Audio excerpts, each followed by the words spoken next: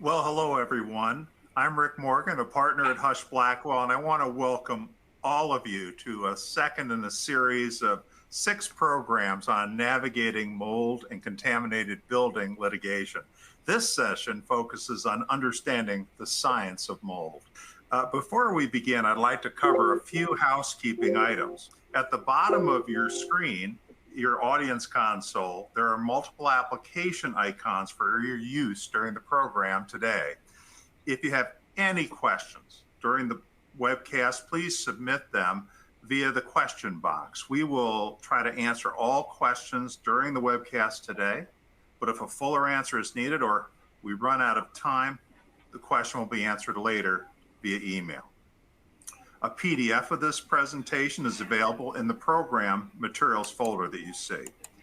Auto-generated closed captions are available for today's program. To turn on the closed captions, just click the CC button in the bottom right of the media player box. As you know, this program has been approved for legal education hours. For live attendees, report your hours by clicking on the CEU icon at the bottom of the screen.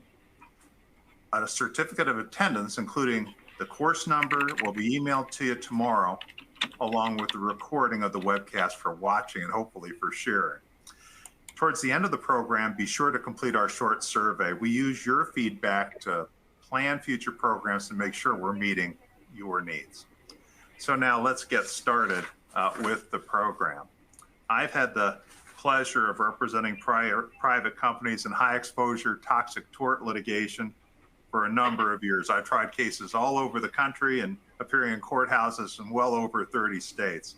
I have quite a bit of experience in defending property owners and management companies, as well as representing insurance and insurers in mold and building contamination matters.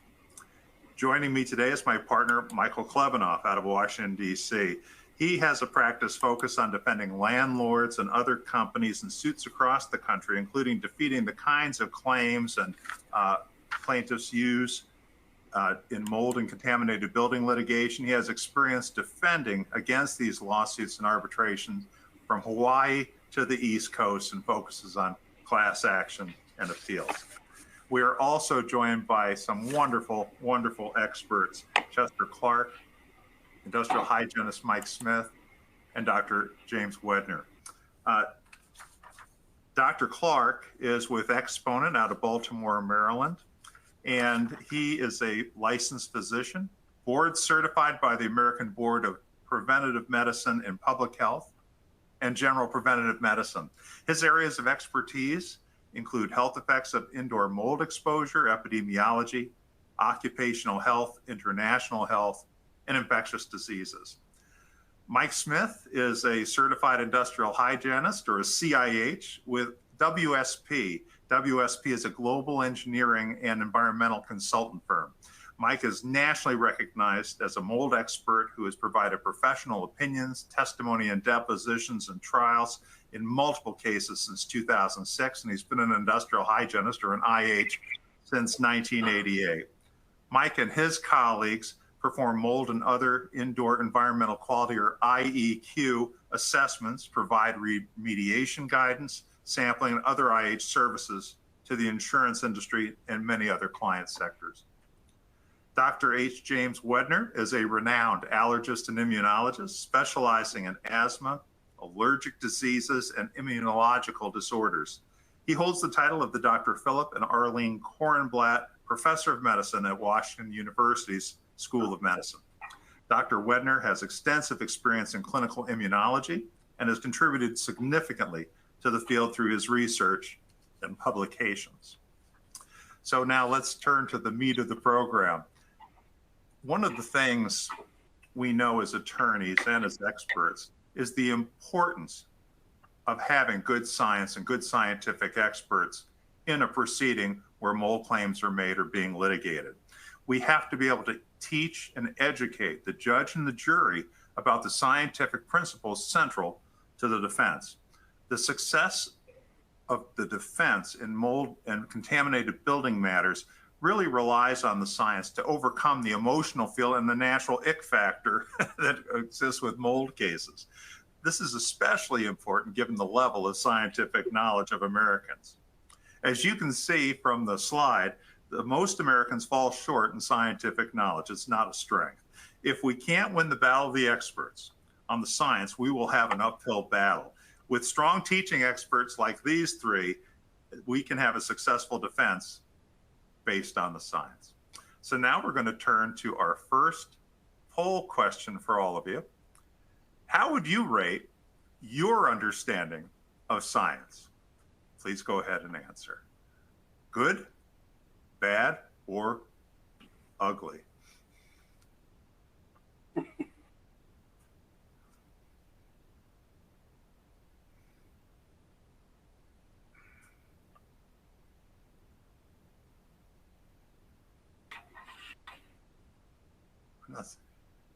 Go ahead and vote.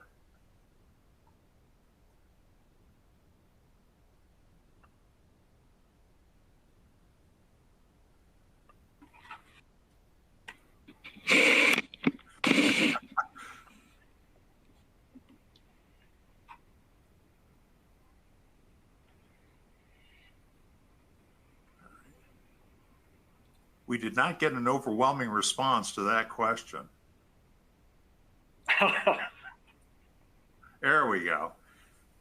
58% good, 27% bad, 13% fall in the ugly category. So we thank you for that. And with that, I'm now going to turn it over to my partner, Mike Klevenoff. Thank you, Rick. I appreciate that. So I think where we want to start today is really a foundational question. And Dr. Wedner, if you don't mind, I'm going to start with you on this foundational question. What is mold? Can you take a little bit of time to tell us about that? Sure. Mold is a multicellular organism. It's slightly above bacteria, and mold is everywhere. You can't avoid mold no matter where you go. There's mold in Antarctica. There's mold in the Gobi Desert. There's mold everywhere. In general, mold is not bad. It's good. If you think about all of the things in our environment, most of the mold that we are exposed to is actually good. If there were no mold, there would be no cheese, there would be no beer, there would be no alcoholic beverages, bread would not have be able to rise, and when you went to the Chinese restaurant, you wouldn't have soy sauce. So every environment has mold. There are different kinds of mold. Some mold is only found in water, and that's not a problem for human beings. Other molds are called fungi imperfecti.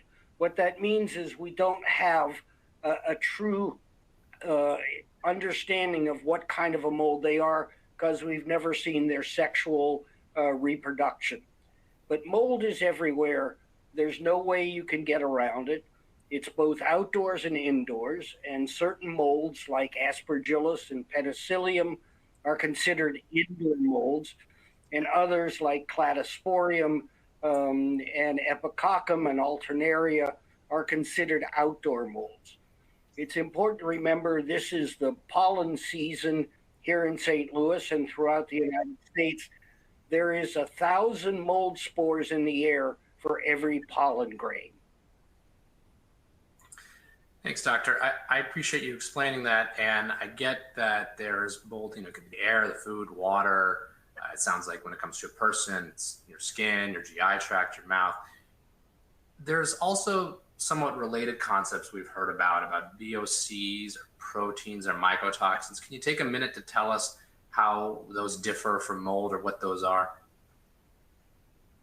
Sure. Mold has basically three components that we think about when we talk about exposure to mold. One are VOCs, or volatile organic compounds. That's the musty smell when you walk in a room and you say, "Ooh, it smells moldy in here." That's basically the VOCs. As far as we know, the VOCs are not bad for people. There used to be a thought that sick building syndrome or mold-related illness was due to the VOCs. That's now been scientifically proven to be incorrect. The second thing that mold makes are mycotoxins. This is basically the mold's defense against its enemies, which are largely bacteria. The most common mycotoxin that everybody's heard of is called penicillin.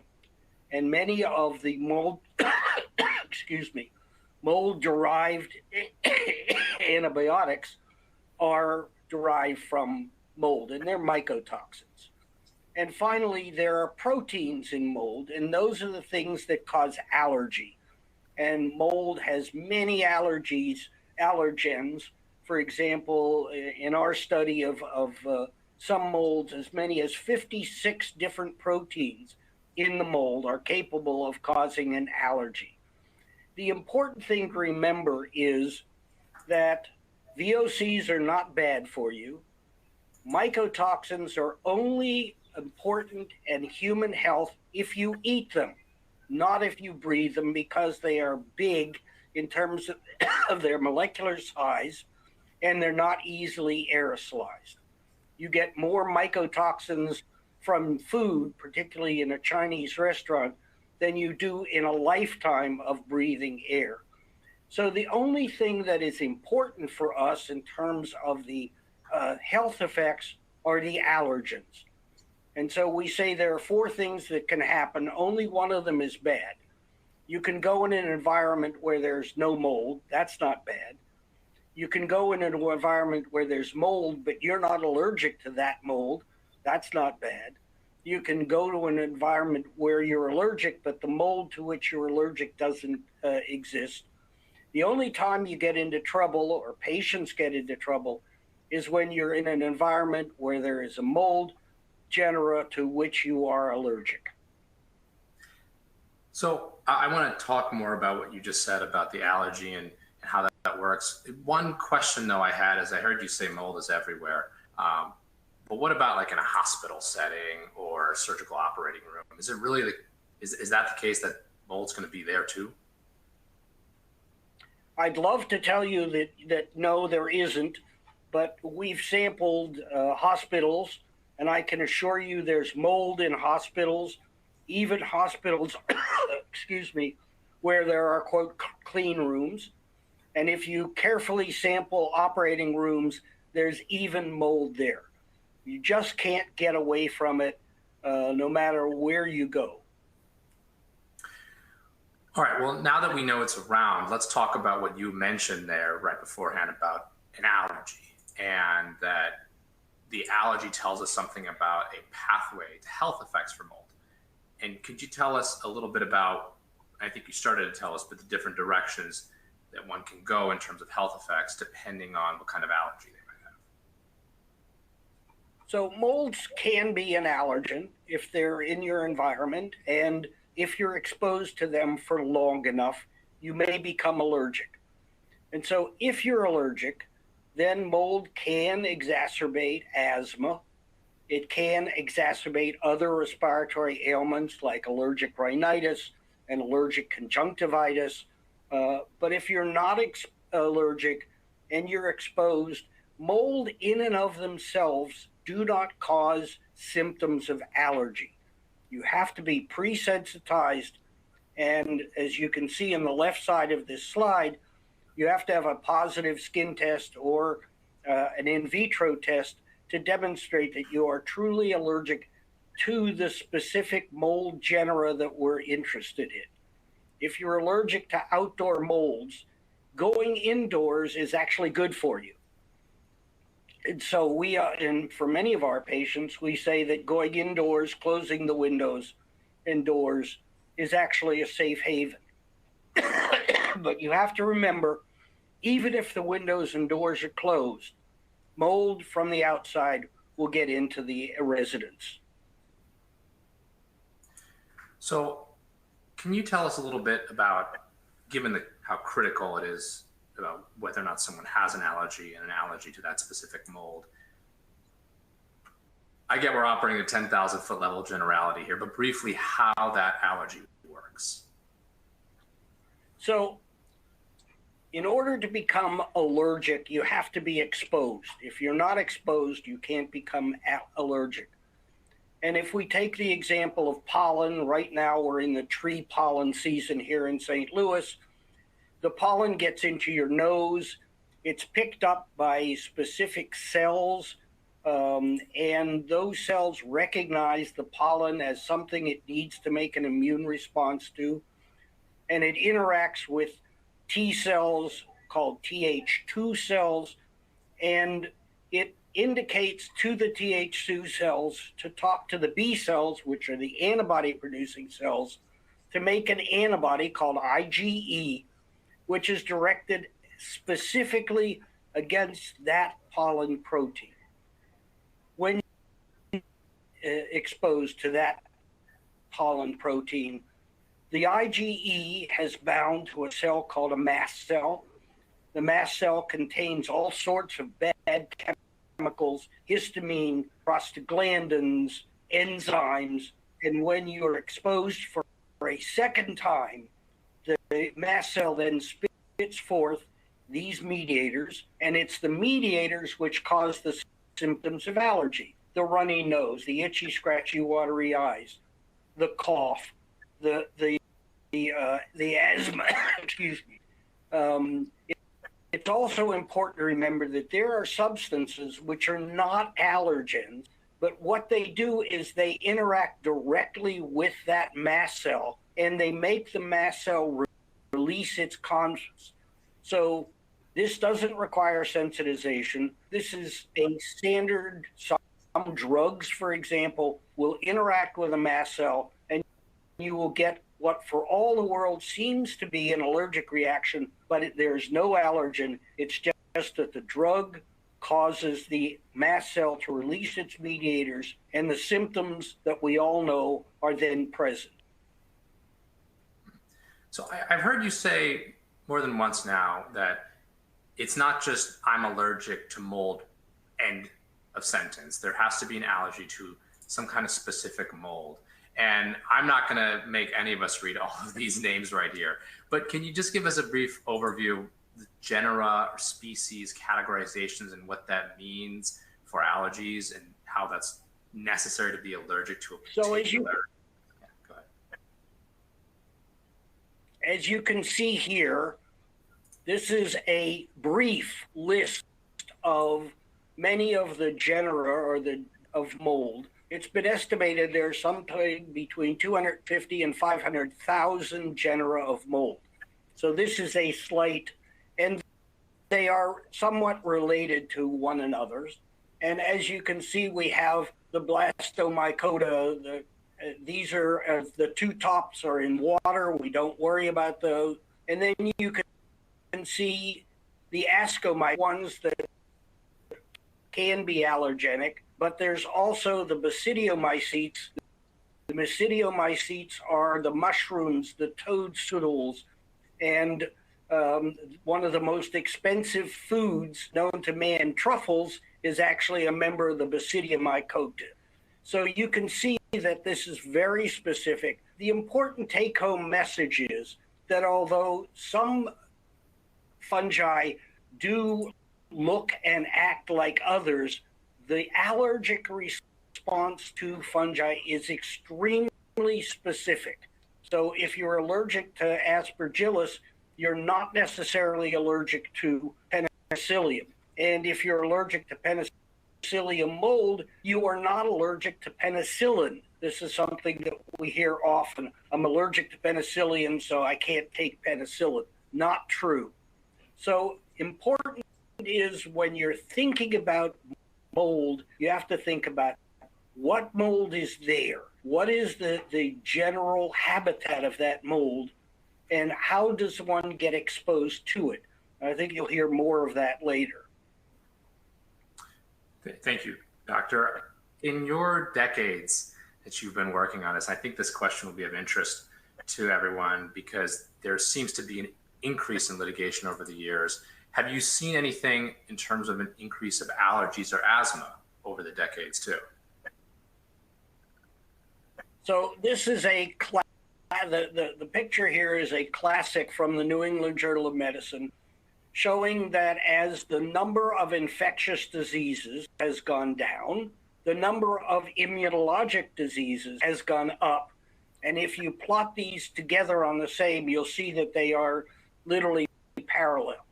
So if you look at the far right, you can see there's been a marked increase in asthma. There has been a marked increase in food allergies.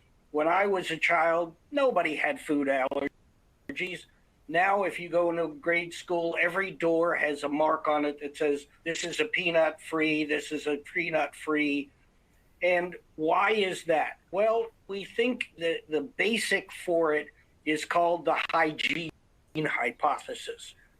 And that is that as we have evolved, we have cleaned up our environment. And if you have an only child, few infections, a very clean environment, this leads to what we call Th2 spewing and allergies and asthma.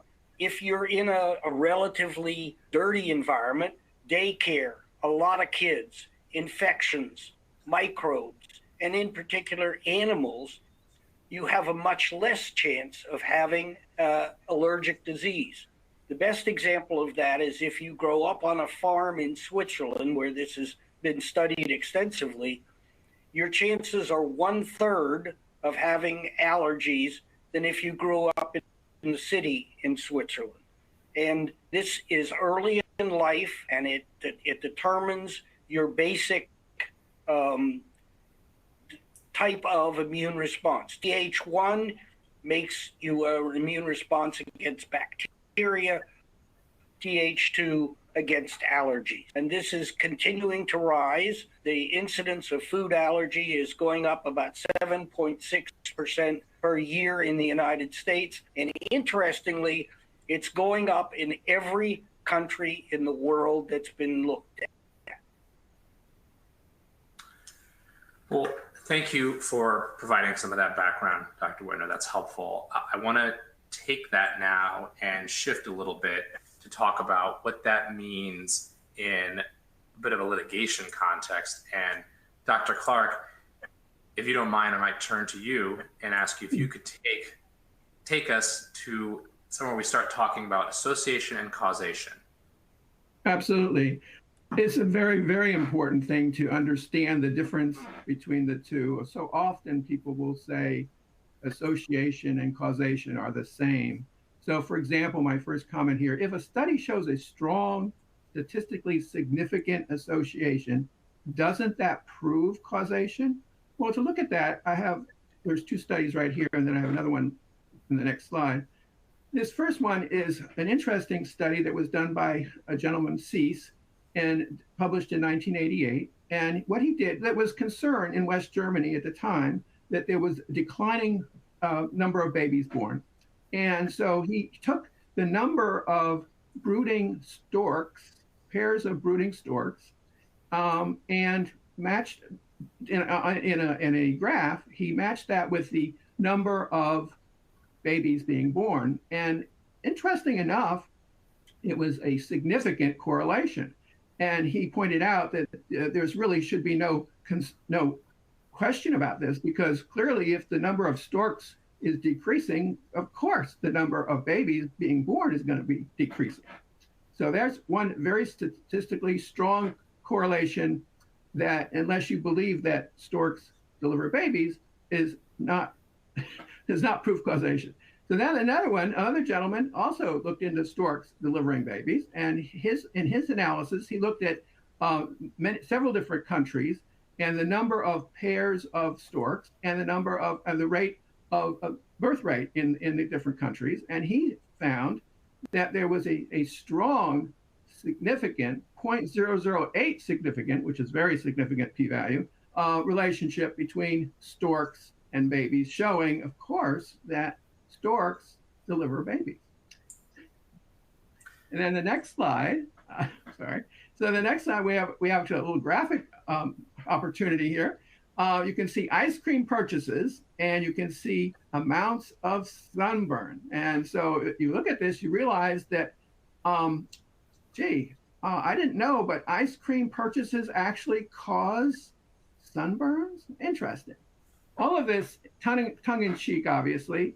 is to show that it's very, very important to understand that if something is associated, it absolutely does not mean that it is causal. Thank you, Doctor. I think the next step then, now that you've laid out a little bit this fundamental difference between association and causation, and that you need to prove causation, or the plaintiffs need to prove causation, can you give us a little bit of information about how do you, in a scientifically acceptable manner, move from association to causation?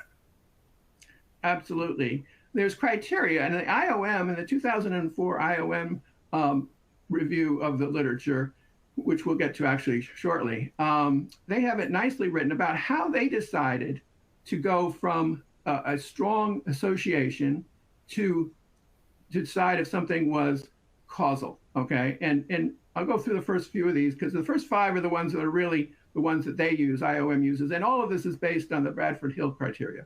So one of the first things is, well, temporality. Well, so does the cause precede the effect? Clearly, if the exposure occurs, if the disease occurs prior to the exposure, there's a problem. It's certainly not causal.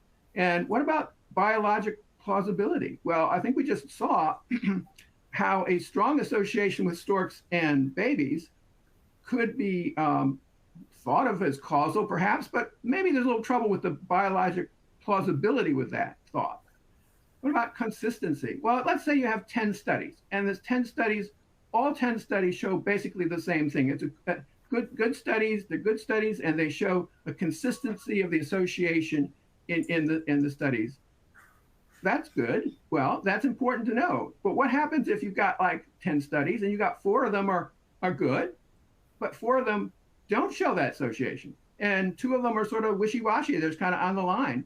Well, so that's an important thing for the people that are deciding, like for the IOM folks, but whether it really is causal. So if it's really strong consistently over and over, maybe it is causal. But if it's all over the board, then maybe it's not. Another thing, and related actually to that, is the strength of the association. So if you've got, again, your 10 studies and they're all strongly related, they strongly show good, strong associations, that's one thing. But what happens if they're just barely significant, just a little bit? Many of them are, and then, they're not, that's not very strong at all, okay? So that's another thing for them to consider. And then what about dose response? Well, sometimes you can actually see dose response, and a good example of that is the studies that were done with lung cancer and cigarette smoking. They showed a nice dose response where the people that smoked more, 2 packs a day, et cetera, had greater risk than those that smoked rather, half a pack a day. It was a very strong dose response. The lung cancer was highly increased in those that smoked so much more. So that's kind of the idea.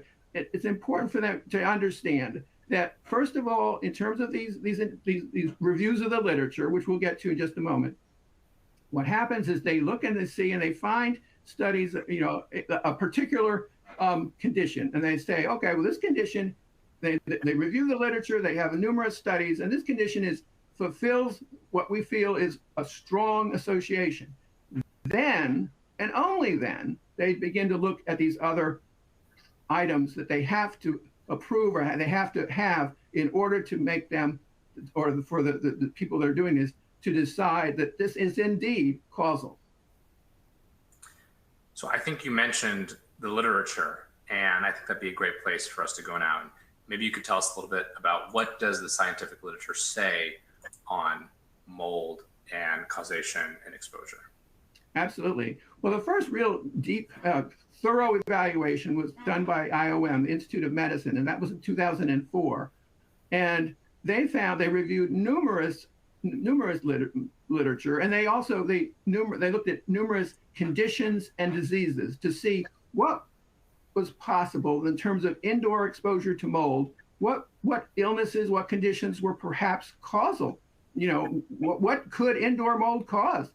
And their conclusion was there weren't any of all the numerous things that they looked at, there weren't any that reached the level of causality. None of them. Now, some reached association, but none of them reached causality. Then we come to WHO, 2009, World Health Organization. They did a similar thorough review of the literature, their conclusion was the same.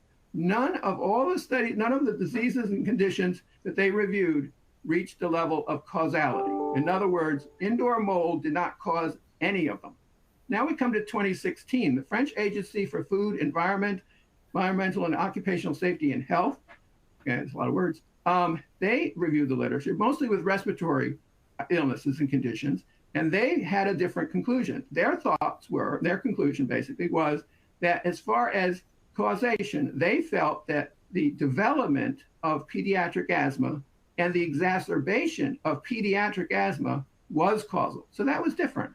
And then 2017, the Association of Scientific Medical Societies in Austria and Germany did a thorough review of the literature, and they concluded, similar to the first two studies I mentioned, that there were no conditions or diseases that reached the level of causality. However, they were a little iffy in what they wrote in terms of the exacerbation of pediatric asthma. They thought that was close, but didn't reach the level yet at that point. Then in 2020, the American Industrial Hygiene Association, in their first chapter of their book, the Green Book, they reviewed the literature, although not as thorough. They actually took reviews from other sources. And their conclusion, though, was as far as causality, the exacerbation of pediatric asthma was causal. Then we come to 2024, and the Germans have reviewed the literature again. And this time, and they agree with what they said in 2017, none of the numerous diseases and conditions that they evaluated reached the level of causality. And they this time did not preface anything about the exacerbation of pediatric asthma. This time they did not do that. Well, let me take a drink. So now I'm going to talk a little bit, just for background purposes, about the Stachybotrys study that CDC did in the 1990s and the year 2000. Because you hear a lot about Stachybotrys. In fact, Stachybotrys is what kind of brought all this, made such a noise at the time that we got into all of this litigation, et cetera, and the media just went crazy. Basically, what happened was, in 1993, 1994, there was a cluster of infants that developed idiopathic pulmonary hemorrhage, or pulmonary hemosiderosis. And one of the infants unfortunately passed away. CDC did a review, an investigation of what all this would happen. And they had a preliminary report in 1994, and then they also another one in 1997. And they concluded at that time that there may, and that's an important part of this whole discussion, there may be an association between the presence of Stachybotrys and this disease, okay? But they said that there wasn't enough studies to show that, there wasn't enough data to show that it was causal, and they said that more studies needed to be done. Well, the media and a lot of other groups didn't really take, as often happens, unfortunately, the CDC did not say it was causal, but people ran with it anyway. And so in the year 2000, CDC issued another report. What they had done was they had an external reviewers review the analysis and the evaluation that had been performed earlier, as well as an internal review. And they concluded, the sum total of the two reviews was that they did not prove, it was not proven that Stachybotrys was related to this pulmonary illness. And what they said was the reason there were numerous problems with the investigation, biases, et cetera.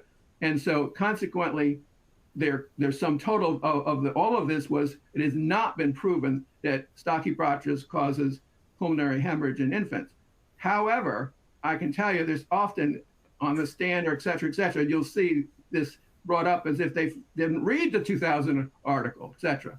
But that's some background on Stachybotrys. Unfortunately, Stachybotrys does make some mycotoxins that are nasty. But the thing is that, unfortunately, now everything seems to be, all the mycotoxins seem to be, all the molds seem to be toxic. And so we've gone from a limited Stachybotrys to basically regular molds that we all know about, and that now they're all toxic molds, which is really truly unfortunate. So I appreciate what we've been talking about so far, what you've been talking us through is general causation, what can be caused by it.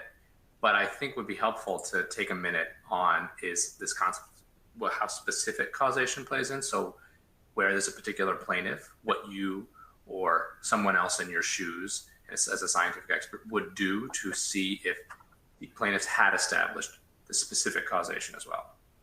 Absolutely. And it's an incredibly important part of the case. And that is, you want to know what exactly is wrong with the person. Okay. And you may read the complaint and see that they have A, B, and C.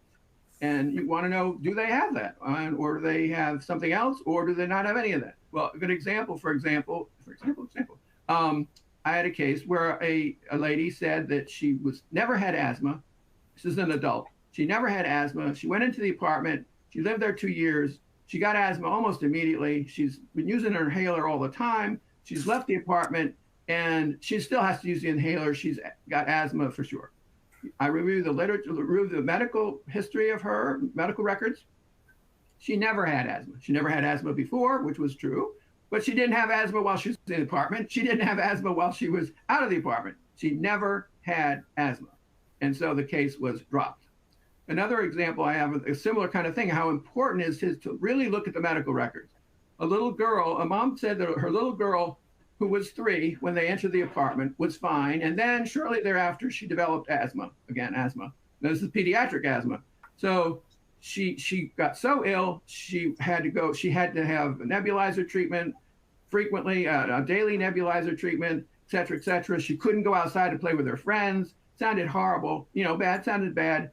And then she left the apartment and she continues now, even now, frequently she has to use her nebulizer and an inhaler. So she now has asthma. And so she was 3 and she left when she was 5.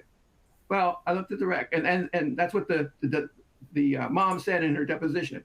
Well, you look at the records and indeed the little girl had what we call bronchospasm, which is frequently what little ones get. It's similar to asthma, but it's not a long-term kind of a thing, and it means that they have a little wheezing. Okay, well, she had 2 episodes, in the 2 years, she had 2 episodes of bronchospasm, both related to a viral illness, which is quite common in little ones, and she had to use an inhaler. That was fine for just a very short time, and that was the end of it. Just 2 episodes, no asthma, no doctor said she had asthma. Then they left the apartment, right? And we looked at the medical records there. No bronchospasm, no asthma. So she was never diagnosed with asthma. She is not a pulmonary cripple at all. Far from it. She had 2 minor episodes where she had to use an inhaler. That was all. And the thing which is unfortunate with these cases is that the defense attorney told me that when he read my report, he said, the client, the owner of the apartment, was very happy because he actually believed the mom. He believed that his apartment somehow had caused this little one to have permanent asthma. And that wasn't true. That wasn't true at all. So another part is important is pre-existing illness. So frequently people will say, well, I've never had this illness and now I got into the apartment and now I've got this. Well, they may have had it before. They may have had, for example, I'll take asthma. I use that as an example a lot. Asthma, person says they've got asthma, they developed in the apartment. Well, you look at it and they've had asthma for 10 years. So they always had it. Well, then you do have to look and see if they've got asthma, is it getting worse because of because of their living in the apartment or, at timely in the apartment, or is it not? I had one case where a woman had asthma. She was hospitalized for asthma. She was intubated for asthma, and she went to frequent emergency room visits for asthma, all prior to entering the apartment. Once she was in the apartment, she had no ER visits, no hospitalizations, and her asthma was completely stable. When she left, she also was completely stable. So it's really important to really look into where it is, where the pre-existing illness is, and do they have it, and has it gotten worse, or is it not? Okay, alternative causation. That's also very important. I have a case where the lady says she's got asthma because of the house. The lady smokes 2 packs of cigarettes a day. She's obese, and her father has a history of asthma. She's got 3 genuine risk factors for asthma, and it's not because of the house at all. Especially the most important of all of what I just said is the smoking. She smokes and smokes, and her doctor, even in the notes, or physicians will say, the reason you're having trouble with your asthma is because you're smoking, in the notes. So, okay, that's alternative causation. Now, time continued after they leave. That's important because often, at least in the complaints, you hear that, well, you know, they got sick in the apartment and then they left and they're still sick. Well, it's important to really evaluate if that's true or not, you know, just in terms of, you know, are they continuing? I've already mentioned how the little girl doesn't have any issues whatsoever after she left. So that's super important. It's when you get the medical records for the medical expert, you need to get the records before they enter the house, while they're in the house, and after they leave the house. Those 3 time points are incredibly important. Last thing I'll talk about is treatments. Now, unfortunately, there's physicians out there that tell people, oh, well, you've got all these mycotoxins, all these toxins in you. There's really these treatment, these things are going to hurt you. And maybe I think one person says you have to leave your house or die. So that kind of sort of gives you the attention of what they're feeling like. But anyway, so treatments, most of the treatments are to get rid of, again, like I said, get rid of the toxins, okay? And the toxins, they have, one of the treatments is where they give them some oral medicine, cholestyramine, which binds, quote unquote, binds the toxins, and then they defecate the toxins out. The most interesting treatment I ever heard of, though, was with a physician told a family of 4, 2 little girls and a mom and dad, that they had all these toxins, and the only way to get rid of them was his treatment. His treatment consisted of 4 buckets, which you had to purchase from him, with some special solution, Lord knows what it was. And every evening, the 4 would have to sit with their bare feet in the buckets full with this fluid. And the toxins were sucked, according to him, sucked out of their bodies into this fluid. And when I read that, I told the defense attorney that he had to get this in the depot. He had to have this guy completely explain how this worked. And he did very nicely. And then the plaintiff attorney, who actually the defense attorney thought well of, dropped the case. She said, this is ridiculous. I'm not doing this. So anyway, so that's the treatments. Many of the treatments are just off the wall, and they're treating something that doesn't exist.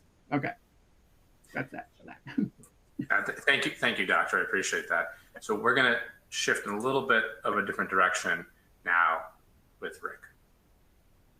Thank you. Thank you, Michael. We're going to now turn to industrial hygiene and bring in our industrial hygienist, Mike Smith. So, Mike, what is industrial hygiene?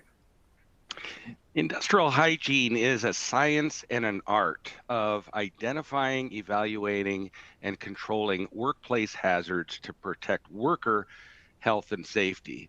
And you know, the term industrial hygiene started in the early 1930s when workers were being exposed to chemicals and metals in industrial environments. So that's where we get the name. And over the decades, it's gone from just focusing on worker health and safety to the general public, and particularly in buildings. And now with mold, we deal frequently with occupants in buildings. So in the slide we talk about a little bit about when mold becomes an issue in a building. What are some of the key factors that you look at? Well, you know, I'm glad that Dr. Clark brought up dose response earlier, because it's sort of the tail that wags the dog in industrial hygiene, if you will.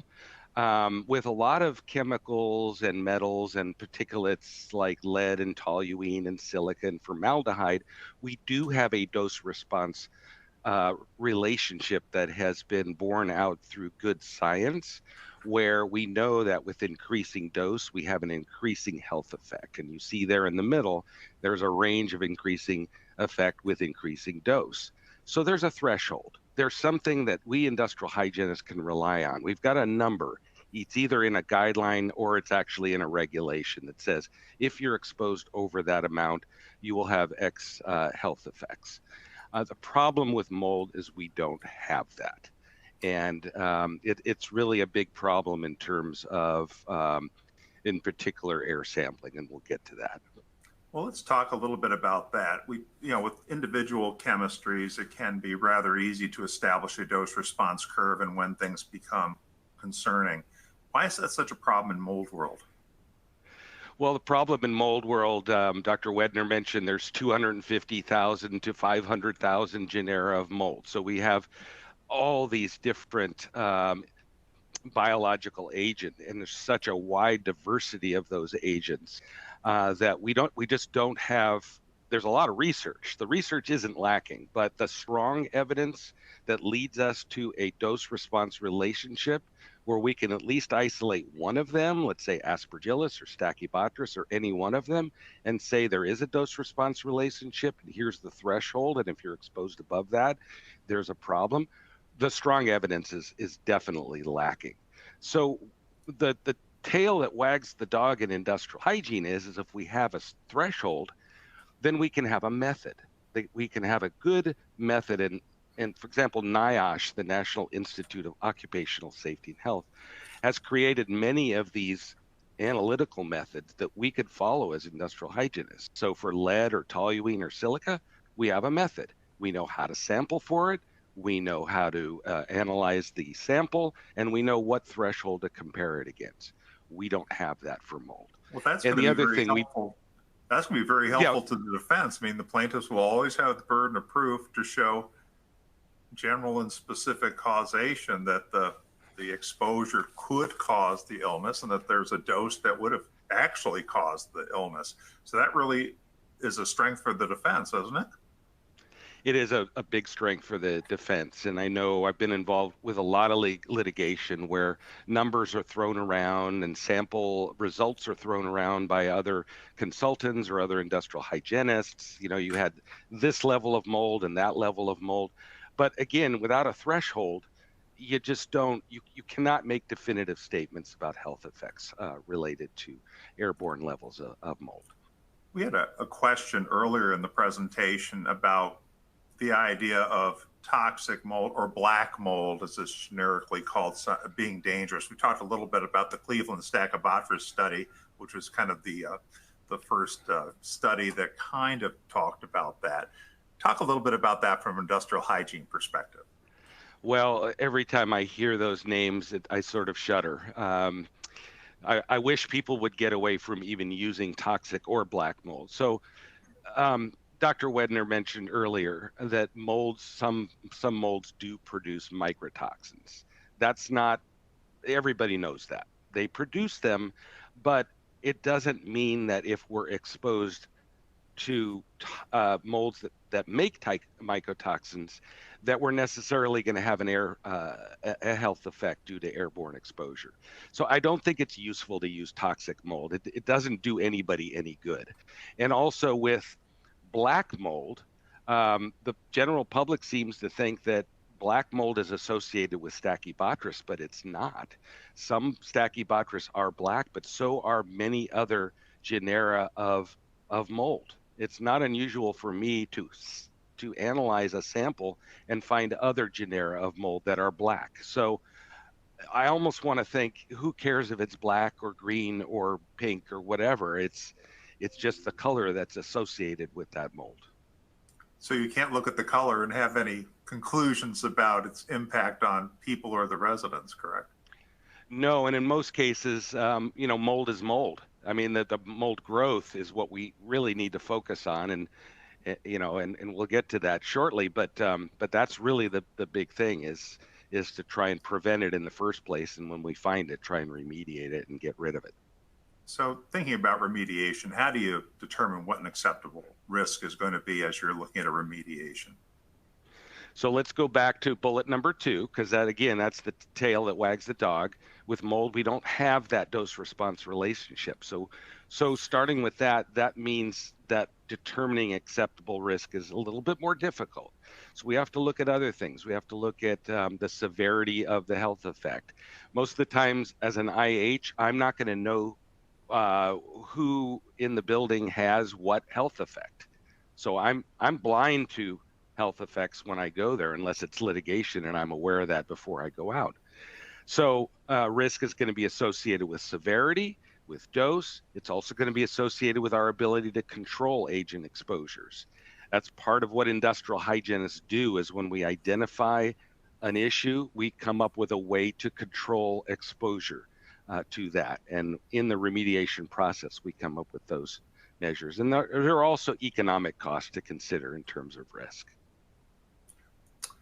Let's talk a little bit about your going to inspect a building and the situation presented by that building.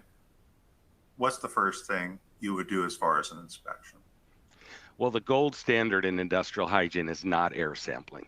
It is a visual inspection, a physical inspection of the building, and not just laying our eyes on the building, but also collecting information before we ever go out to the building and finding out as much about that building as we possibly can. When was it built? How was it built? What kind of building is it? What kind of building materials are in there? What's happened? What's the history of the building? Have you had floods? Have you had pipe breaks? Have you had, various things that might result in moisture and mold growth? So the visual inspection follows all of that once we've determined it. And what we're doing is we're going around the building and we're looking for conditions that look like water staining or previous flooding, or using our nose to detect odors, looking for actual mold growth. And then typically we have floor plans that we're building where we're marking them up and showing exactly where those things are happening in the building. Let's talk a little bit then about how you evaluate what you're finding through the visual inspection. We'll come back to other testing methods in a minute. So let's talk a little bit about just one of many regulations that exist out there for evaluating what you're seeing in a building. Yeah, so it is important to understand there are multiple guidelines for mold assessment and remediation.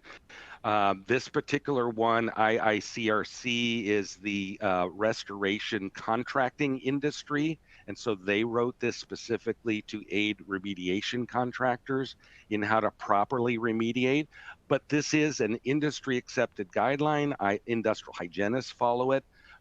Just remember there are other ones, OSHA, EPA, AIHA, and others also have guidelines, and we typically consider all of them. This particular one gives categories or conditions that allow us to sort of help to design our remediation plan. So you see condition 1, that's a situation where it's the normal fungal ecology, what you would find if there was no mold condition in the building, but how it normally would be. Condition 2 would be spores that from one area with mold growth, maybe landing in another area. And then condition 3 would be actual mold growth. So when you're looking at doing a professional remediation, how do these categories play into that? Well, how they play into it is if you have condition 3, you've got mold growth. So right then and there, we know we have got to come up with a remediation protocol to clean it up, to get rid of it, to make it go away. So that's what we're looking for. Is I'm not as concerned with condition 2. Yes, increased spores from an area with mold growth is a little bit of a concern, and we can address that in the remediation protocol. But the big one is condition 3. So what we're doing when we're doing our visual inspection is we are going around looking at all of the building materials that we would suspect would have mold growth, and verifying and taking photographs and documenting the presence and extent of that mold growth, like you see in these 4 pictures. In dealing with a professional remediation, we often hear about this 10 square foot rule. What's that all about? Well, it's not etched in stone, but I can tell you many of the guidelines over the years have general rules of thumb. So the general rule of thumb, it started with the New York City Department of Health guidelines in the 1990s, but less than 10 square feet would be considered a small remediation plan, which, unless the risk is higher for other reasons, maybe you don't have to have a professional remediation company do the cleanup. It could be done maybe by the homeowner or maybe by a maintenance person. Then you have the medium sort of 10 to 100 square foot situation. And with that, you might have to determine a little further whether or not it needs to be dealt with by a professional remediation company. And 100 square foot or more, a large situation. Pretty much in no cases do you want any untrained person dealing with that. You want professionals involved in the remediation. And those things guide protection of the work environment, protection of workers, protection and proper cleanup of the mold growth according to these guidelines. We started off our discussion talking about visual inspection, and we mentioned air sampling. Talk a little bit about air sampling. Oh my gosh! So in the industrial hygiene world, we're all about air sampling, but when it comes to mold growth or mold, it's very controversial. I think a lot of folks out there are relying on air sampling and shouldn't be. They should be relying on the gold standard. The most common method of mold air sampling, at least if you're not in a hospital, I'll talk about that separately, is the spore trap air sampling method. And the idea here is to use a tripod, you see it in the left photograph, and an air sampling device. So that one at the top is the air sampling device. That cassette to the right sits on top of that air sampler, and you are pulling air through that air sampler for a known period of time and at a known flow rate. And with those two parameters in mind, then you can calculate the number of spores per cubic meter of air once the laboratory has analyzed what's in that cassette. And how useful is that? Well, it can be useful, it can be misleading. And it depends on a number of factors. So for example, we know that mold spores are in dust. And the work practices that we need to follow need to include not artificially creating higher mold spore concentrations just by stomping around the carpet, or somebody's using a fan in the area, or somebody's blowing things around. You can artificially spike the number of mold spores that are in that sample. So we have to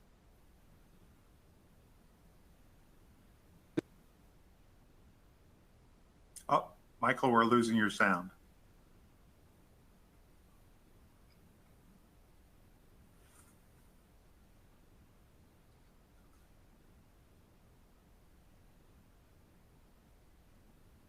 Mike, try refreshing your screen.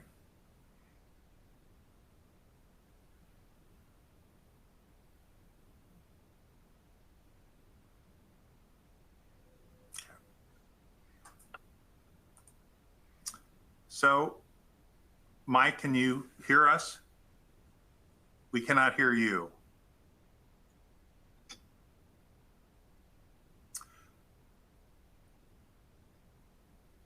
In our preparation, Mike and I talked about these other types of testing. In particular, we often see efforts to introduce evidence of wall cavity sampling, which is not helpful because it's not measuring what's actually in the living space. We often also look at moisture levels because the moisture is often a precursor of mold growth. In discussing these issues, we also talked about the importance of taking a look at the laboratory. Not all laboratories are created equal. And finally, oftentimes in our cases, we will see DIY or do-it-yourself sampling, and the significance of being very careful when residents are producing that type of evidence, because it can be very scary. Mike, are you back? I am back. So sorry, Rick. That's all right. I tried to talk about some of the points we talked about in our preparation, but you were hopefully hearing me and you may have additional comments. Have you covered wall cavity sampling yet? I did. I think I've covered this slide. So we're going to go to our poll. And so the question is, have you had experience with mold growth in your home? If yes, what was the extent of the mold growth? We'll give folks a few seconds to go ahead and respond to that.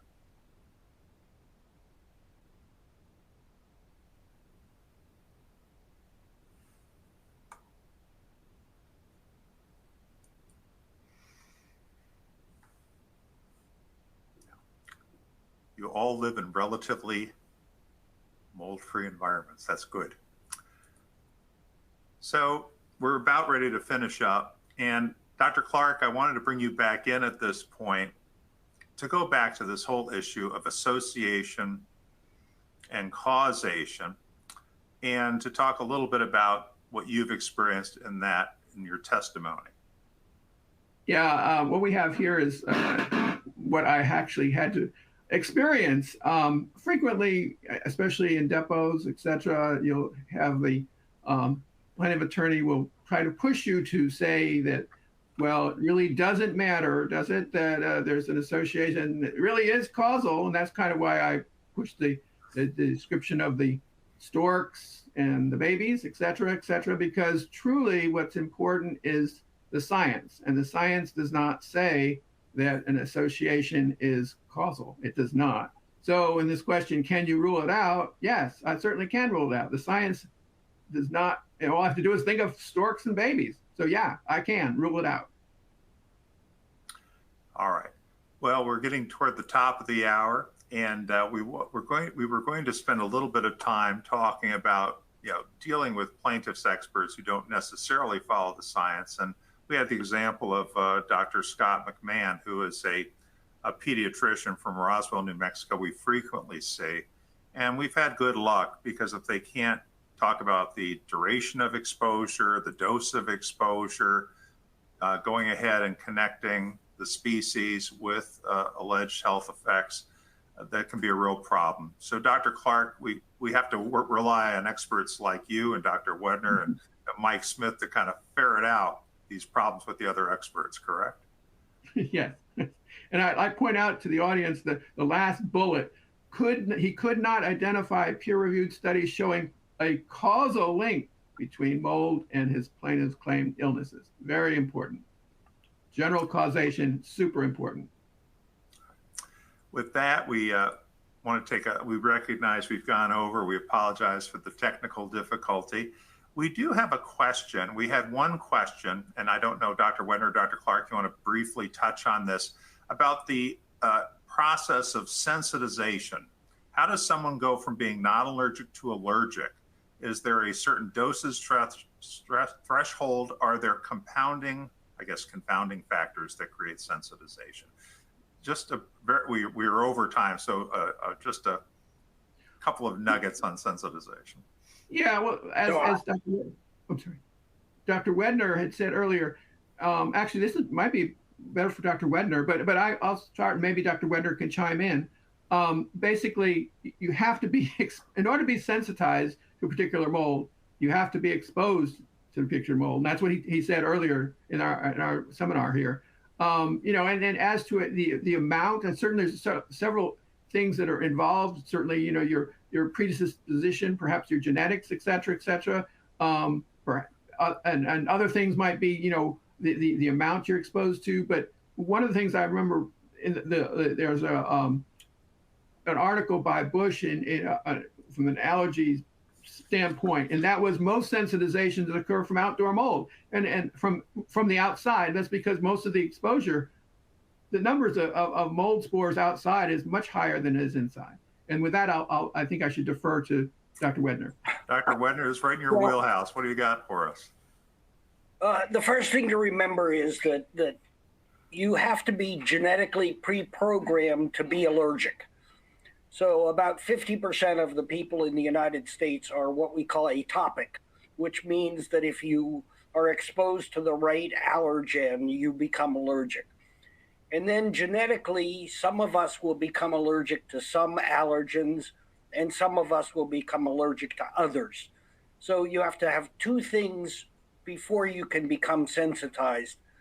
And then you have to be exposed to sufficient amount of the allergen before you have enough to be sensitized. Interestingly, it's different for mold than it is for things like cat and dog and pollen. We showed a long time ago that you have to have a long-term, relatively high exposure to mold, which is why more people are allergic to outdoor molds than they are to indoor molds. You can't just be in a house for 20 minutes and then become sensitized. That doesn't work. So it's a matter of being genetically pre-programmed to be allergic, genetically pre-programmed to be allergic to the specific mold genera, and then exposure to sufficient amounts of mold in your environment. The final question is why some kids and some adults, we don't know the answer to that. Thank you so much. And thank you for that great question from the audience. Well, I just want to thank everybody for their patience and for joining us today. And then we hope the information was helpful to you and your organization. As a reminder, this program has been approved for legal education hours. To report your hours, just click on the CEU button at the icon at the bottom of your screen. A certificate of attendance, including course number, will be emailed to you tomorrow, along with a recording of the webcast for watching and sharing. Be sure to complete our short survey. We use your feedback to plan future programs and to make sure we are meeting your needs of you and your businesses. Make sure to tune in our next session, which is going to be scheduled is for June 10th, 2025, and we are going to be covering plaintiff and defense strategies in mold and contaminated building litigation. And that concludes our webinar. We can't thank you all enough for attending. Thank you. Goodbye. Thank you. Right.